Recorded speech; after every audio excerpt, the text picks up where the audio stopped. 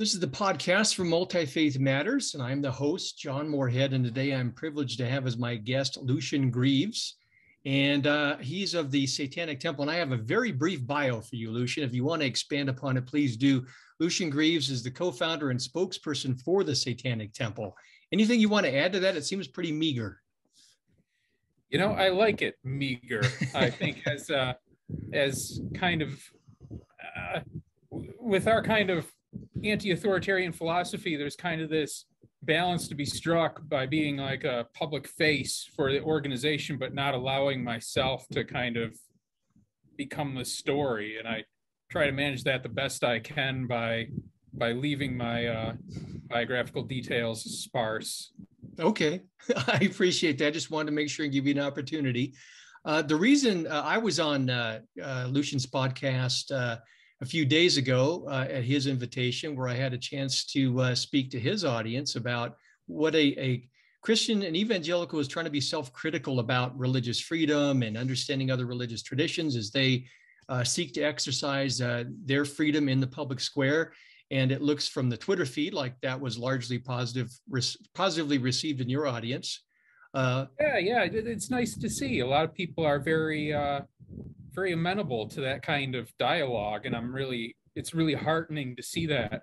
It's also interesting to see the difference between different platforms too. Twitter, for as much as it's accused of generating these angry mobs, had a much more positive. I don't think I saw anything negative on Twitter. One was unclear to me. I couldn't understand what they were saying. I saw you engaged with it a little bit, and I thought, I don't know what. Yeah, I wasn't quite sure either. So I thought I would just kind of acknowledge and probe a little bit. And even with her response afterwards, I still wasn't quite sure, but that's all right. I was even more confused then. But but then you look at Facebook, and Facebook really leans into the negativity.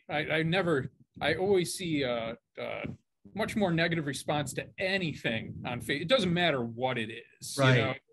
I posted a track. You know, I work with a band, and we released an album last year, which is the least controversial thing I think I've ever done.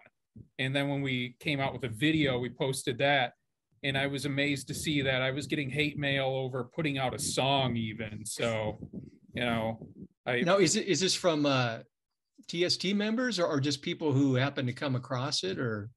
I don't know. I don't really know, but there's something to be said for the idea of the different platforms and the way they run their algorithms and things like that, really emphasizing the negative over the positive. But that said, I think our conversation, you know, much more than the negative, there was certainly the positive, you know, somewhere around 90% or more were positive responses. Yeah, I expected more response from folks on my side of the conversation, but they really didn't touch it. I don't think they know what to do with it. So we'll just kind of leave it out there and add to it with our conversation here and hopefully get folks thinking.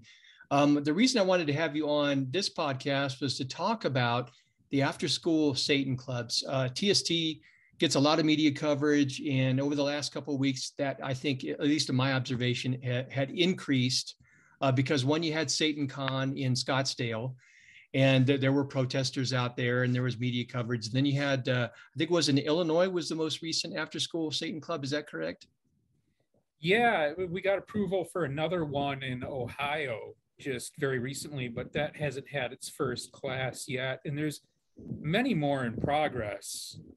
We have a new campaign head of the after-school Satan clubs. When we first rolled it out, I was pretty much doing all the work there, and now we have a lot of volunteers. We've grown exponentially since the time that we began, so now we have a lot more going on. And the after-school Satan clubs have generated some criticism towards us, towards this idea that we're claiming more success than it's worth, because if you read between the lines or you look deeper into the media coverage, they'll mention the fact that these clubs often have like 2-3 kids in them or whatever, and yet there's all this outsized controversy in media, and then it's assumed that that kind of controversy in media was all we wanted to begin with, because it's not worth all of that but that's making some, I think, bizarre assumptions about how media works. You know, we're not in charge of how large the response is about this. And to be honest, we would rather do without the controversy, even if that was amusing at first. After 10 years of threats and, you know, the potential for violence and bringing people into harm's way, we would rather these local communities understood, if not the value of the after school Satan Club, the value in not intervening and realizing that it's better to have the after school Satan clubs and not send your children to them, not engage with them if you don't want to, but also not giving the government the authority to elevate one religious viewpoint over others. And I think that benefits all religious viewpoints, because, I mean, I would think from a majority viewpoint, if we're to view Christianity as the majority religion, which it is, if not evangelicalism, I would think that there would be some kind of impetus to not want your followers to be there by coercion, for people to have a real grasp of what their deeply held beliefs and values are, and that it be something better than mere conformity to what's going on around them. So I don't think it's a threat to other religious viewpoints. That said, we did specifically put the after-school Satan clubs into schools where there were proselytizing clubs already in place. And then, of course, we get that question, well, are you just trying to shut those down? I don't think that's not up to us. You know, that's not available to us. We're not, the question isn't whether we're going to allow these clubs to maintain or not, but we are offering an alternative club that actually doesn't engage in proselytizing, doesn't contain items of religious opinion and that type of thing. I'd like to unpack some of that with a few questions. And it seems to me that when I have seen the media coverage, especially recently, that, for example, on Fox News, I saw the most recent Tucker Carlson conversation. Tucker, I've come to the conclusion, is just playing to an audience. He's not really trying to be thoughtful and that kind of a thing. And then I saw, I think her name is Lauren Green, the religion reporter. I don't know if you saw that Fox piece. I was surprised, perhaps I shouldn't have been, that she brought, I know she's a Christian, but she brought her theological assumptions actually into the reporting itself. So it was a combination of reporting and opinion piece without letting the viewer know exactly where she was coming from.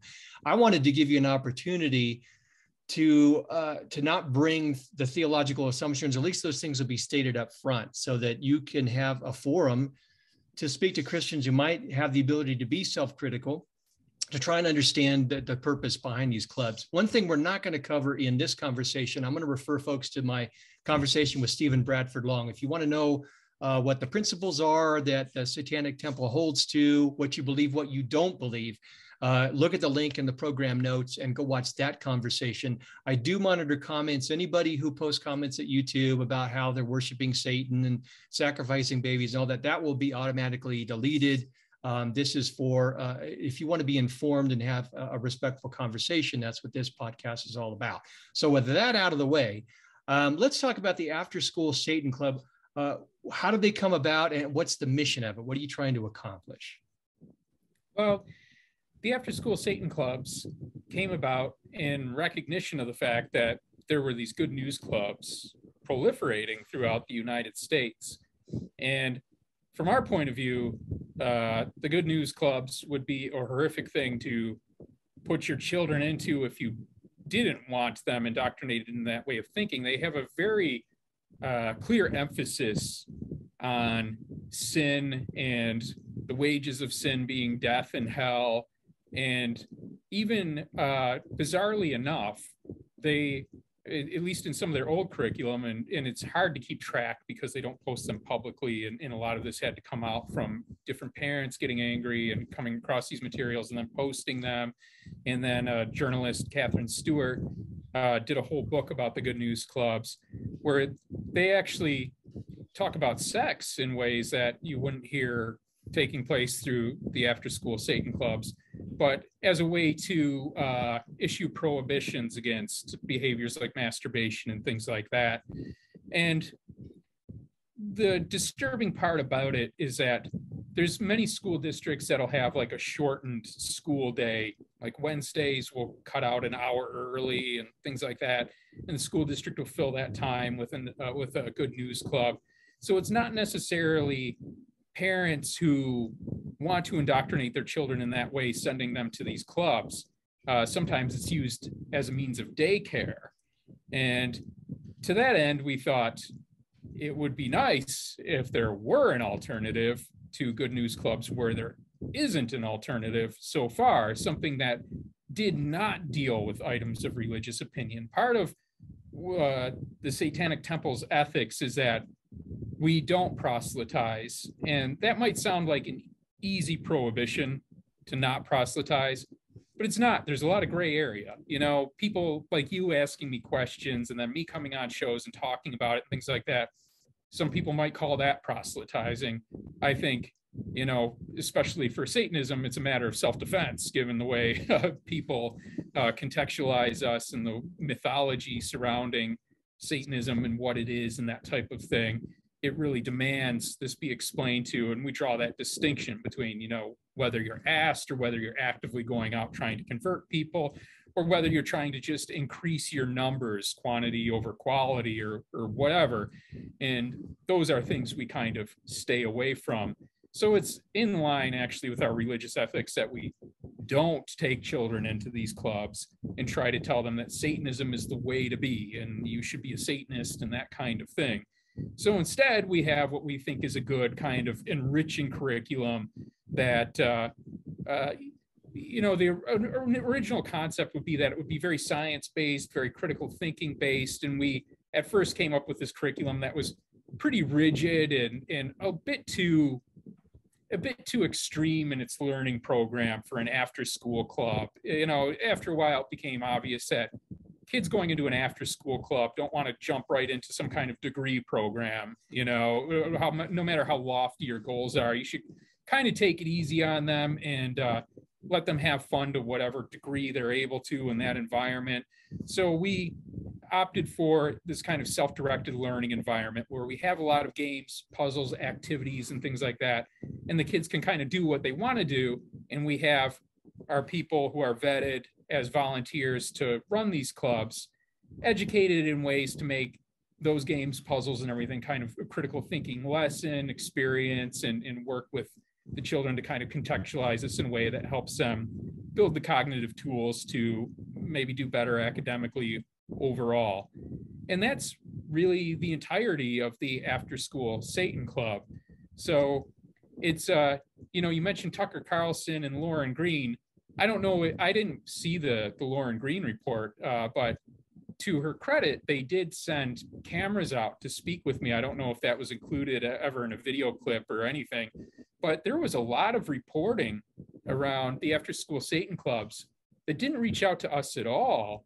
And in fact, you would find interviews about after-school Satan club where they weren't interviewing anybody sympathetic with us, but speaking to offended pastors about what we're really trying to do. So we have to deal with the horror of seeing sometimes people on network news stations putting words in our mouths without any recognition of us directly at all, which is kind of a horrific experience, I think, you know. So when you see this kind of chatter about how we're just doing this stuff for the media attention and how we just love, you know, getting this kind of publicity and controversy, I don't think it could be further from the truth. It's in some ways it's a nightmare. Well, one of the things I'm passionate about is religious freedom. And when I say that, I don't mean just religious freedom for me and my tribe. I mean religious freedom for everybody. That includes minority religions, those that I might not even, might make me uneasy or what have you. In my thinking, we all have to be free or nobody's really free. And with that in mind, so am I understanding you correctly so the audience can understand? You've got these Good News Christian clubs that are in public schools, offering this program that includes theological material, may include evangelism of some kind. And what you're doing is saying, okay, if they're there in the public school and that's a legal thing, then we should be able legally to offer an alternative to that. And in contradistinction, we're not proselytizing. Is that a fair statement of the situation?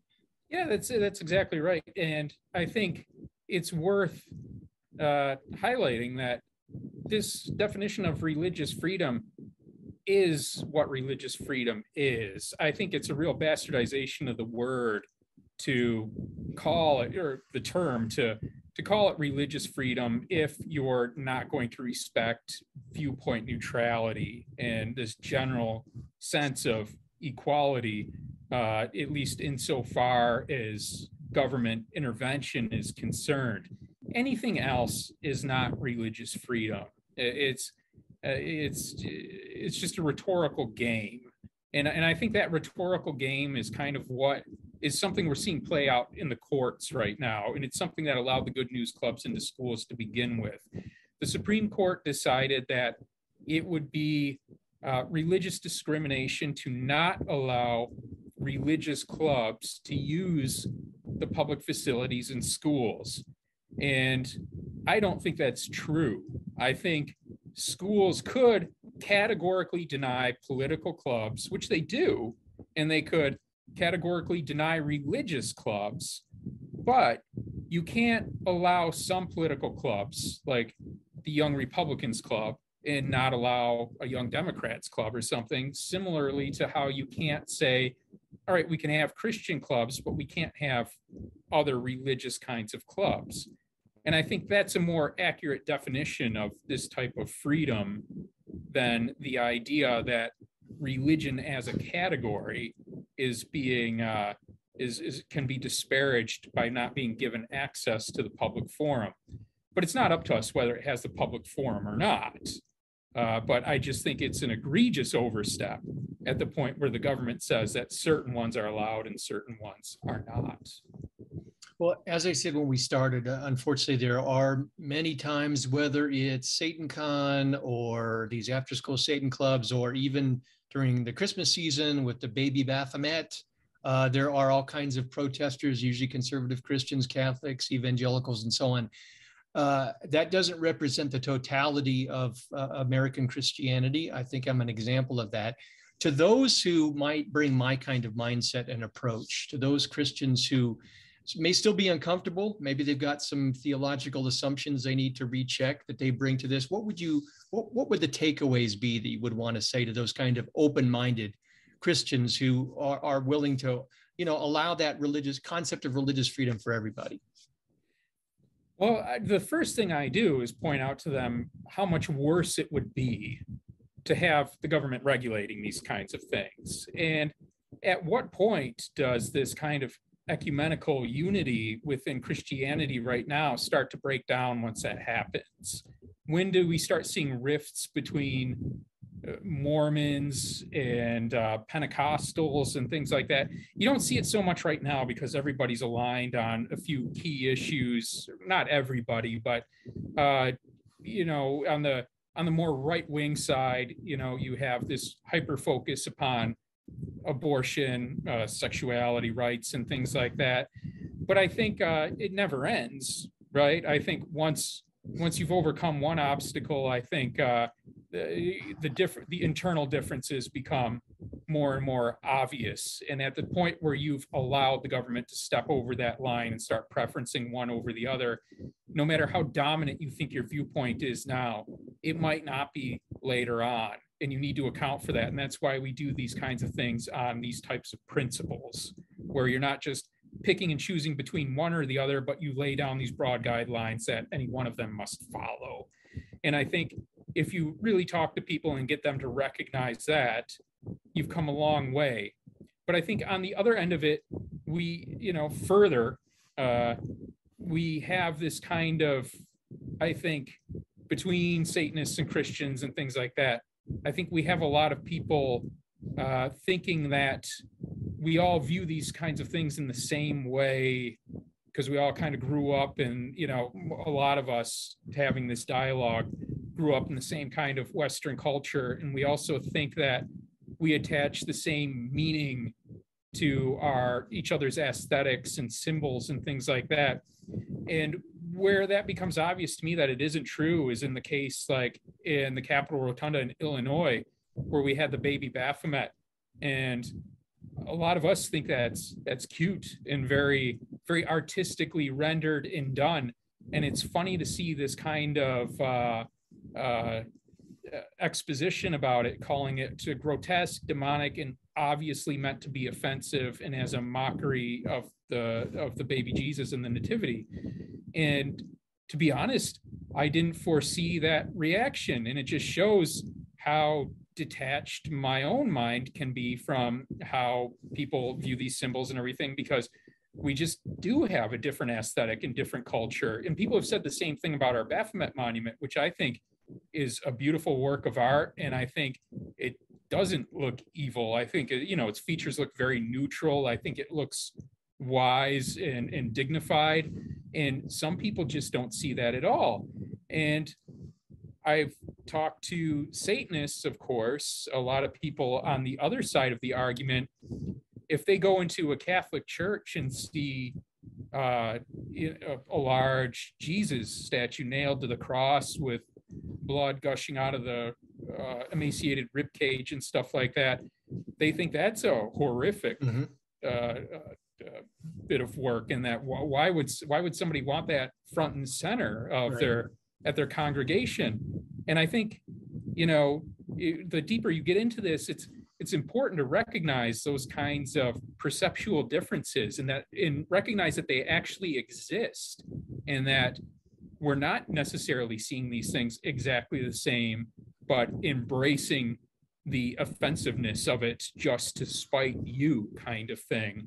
And I think both sides need to recognize that, I don't think Christians look at the crucifix and think that they're trying to throw death in our face, or trying to tell us that, if you're homosexual, you're going to die and burn in hell. Necessarily, some do, but others, it's become more of an abstract symbol for their ethics, their works, and how they contextualize their communal narrative in the universal scheme kind of thing. Same way with our kinds of symbols.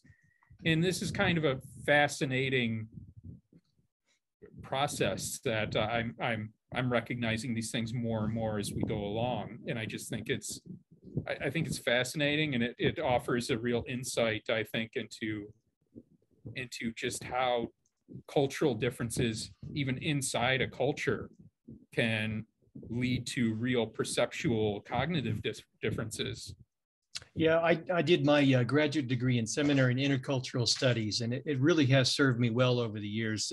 When I took a course in anthropology on cross-cultural communication, I came away amazed that human beings can communicate successfully at all, given the symbols and language and just everything we bring to it. It's amazing we don't have more miscommunication. So I appreciate what you're bringing there. I think all of that you have said is very helpful. Let me conclude. Let me get some reaction from you. This is a great book. I'm going to put, in addition to links to your material, Joseph Laycock, Speak of the Devil, how the Satanic Temple is changing the way we talk about religion. And he's got, I really agree with his sentiment here, where he talks about radical pluralism as a right to be defended, whether we find these commitments tasteful or not.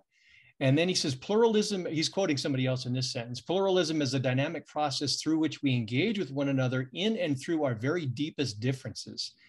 And then he concludes this paragraph and says, if we can overcome our deep-rooted horror of Satanism and ask the Satanists to explain themselves, then perhaps we have achieved a feat of pluralism worth bragging about.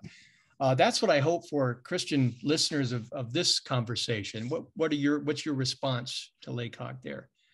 Yeah, no, I think that's exactly right. But I think what people might miss when they read that is this idea that everything we've done has been a conscious effort to be exactly what it is, and that, the reaction we get from it is exactly the reaction we wanted, and that type of thing.